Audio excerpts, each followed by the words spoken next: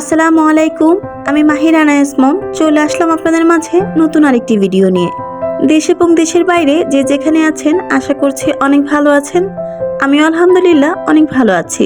চলে এসেছি আপনাদের মাঝে নতুন একটি ভিডিও নিয়ে। আর আজকের ভিডিওতে রয়েছে আমি ঈদের দ্বিতীয় দিন থেকে শুরু করে পহেলা বৈশাখ পর্যন্ত কিরকম দিন কাটিয়েছি আর কি করেছি সেইগুলি রয়েছে আজকের এই ভিডিওতে।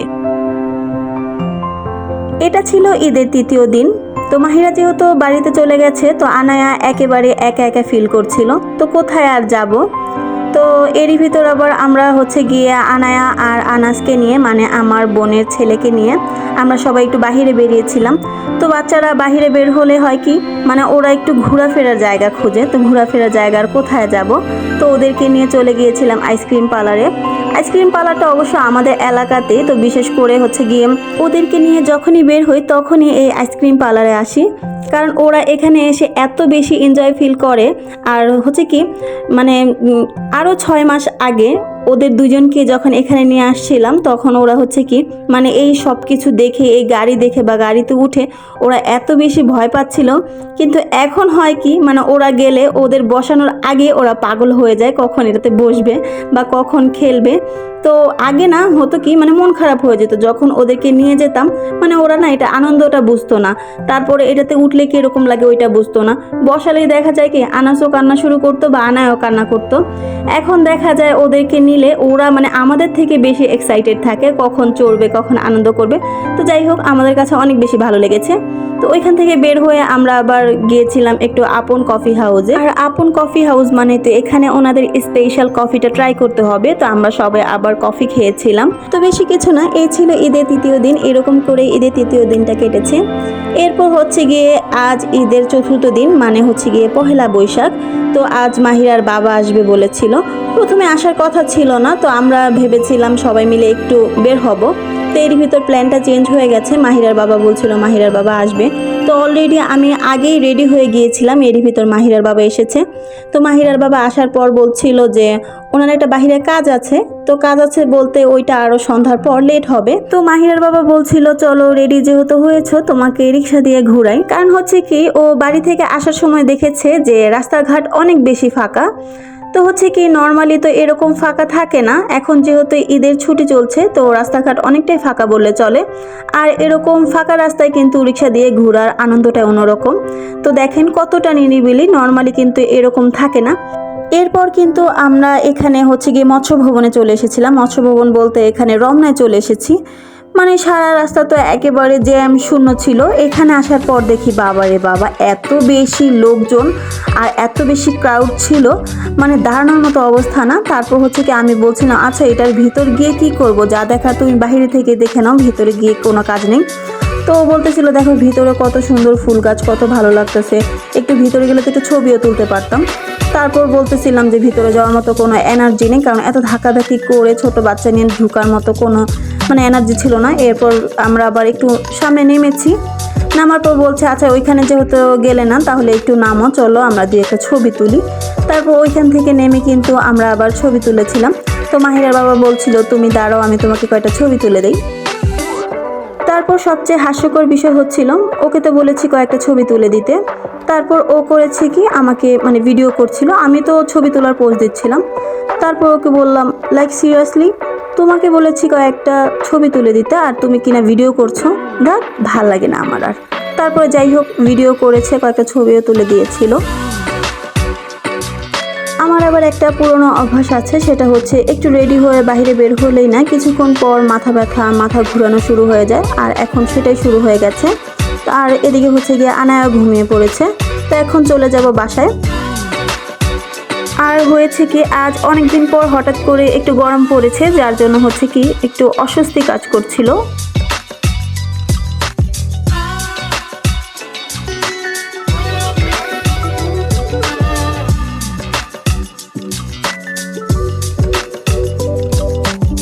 এই তো চলে এসেছিলাম বাসায়, আর এটা এর পর দিনের ভিডিও। আমার এই অ্যালোভেরা গাছটির সাথে তারাই পরিচিত যারা কিনা আমার আগে রেগুলার ভিডিওগুলো দেখেছেন। তো এই অ্যালোভেরাটা কিন্তু আমি অনেক ছোট লাগিয়েছিলাম।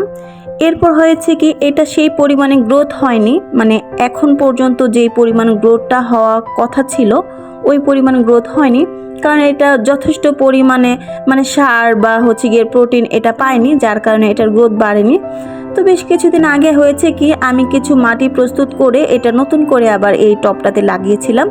এরপর এই যে ছোট ছোট কিছু অ্যালোভেরা দেখছেন, এই ছোট ছোট অ্যালোভেরাগুলি কিন্তু এটার থেকে মানে জন্ম হয়েছে। এরপর এই ছোট ছোট অ্যালোভেরাগুলো কিন্তু আমি আবার নানা টবে আলাদা আলাদা করে দিয়েছি।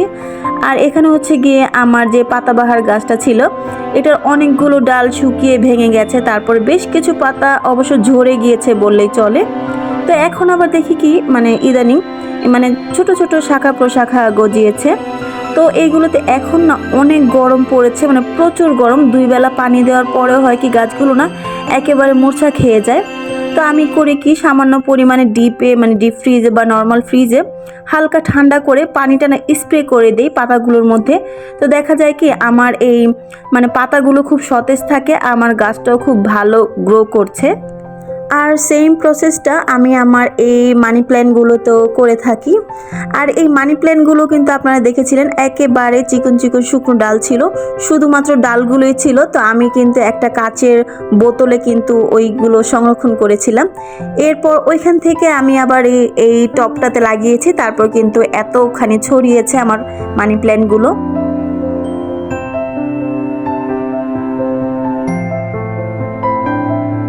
আর এই পুঁইশাকগুলো না আমার এই অ্যালোভেরাটার সাথেই ছিল একই টবে, যার কারণে আমার অ্যালোভেরাটা গ্রো করছিল না, মানে এটার গ্রোথ বাড়ছিল না।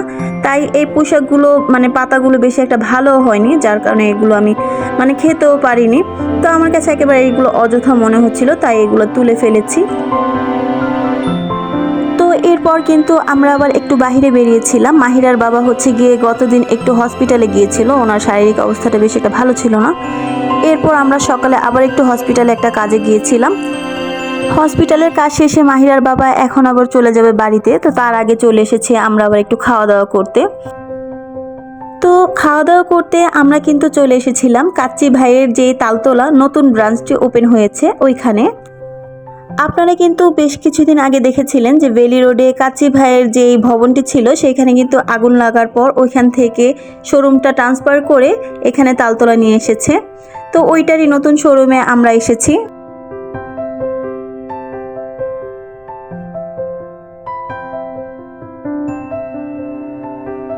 এই ব্রাঞ্চটাও কিন্তু বেশ বড় করেই করেছে, আর ডেকোরেশনটাও খুব সুন্দর করে করেছে। তো অ্যাজ ইউজুয়াল ওনাদের খাবার যারা খেয়েছে তারা তো বলতেই পারে ওনাদের খাবার খুব বেস্ট। তো খাবার আর ওনাদের পরিবেশ আর নতুন ডেকোরেশন সব মিলিয়ে খুব বেশি ভালো লেগেছে। আর এখানে মাহিরার বাবা হচ্ছে গিয়ে খাবার অর্ডার করছিল। তো প্রথমে ভেবেছিলাম আমরা এখানে বসে খাবো, তো মাহিরার বাবা বলছে যে না, বাড়িতে কাজ আছে, খুব দ্রুত যেতে হবে, যার কারণে উনি পার্সেল অর্ডার করে দিয়েছে।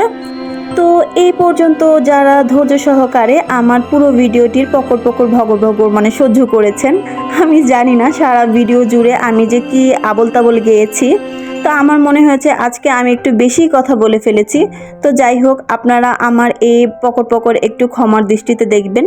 যদি আমার ভিডিও ভালো লেগে থাকে আমার ভিডিওতে একটি লাইক করবেন আর অবশ্যই কমেন্ট করবেন। আর যদি বেশি ভালো লেগে থাকে তাহলে আমার ভিডিওটা আপনাদের ফ্রেন্ডসদের মাঝে একটু শেয়ার করে দেবেন।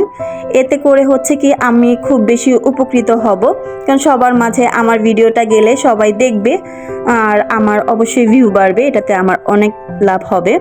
তো যাই হোক, এই ছিল আমার আজকের ভিডিও। তো আশা করছি আপনাদের নেক্সট ভিডিওতে ভালো কিছু দেব, ভালো কিছু দেওয়ার চেষ্টা করব। তো নেক্সট ভিডিওর আমন্ত্রণ রেখে আমি আমার ভিডিওটি এখানেই শেষ করছি। আল্লাহ হাফেজ।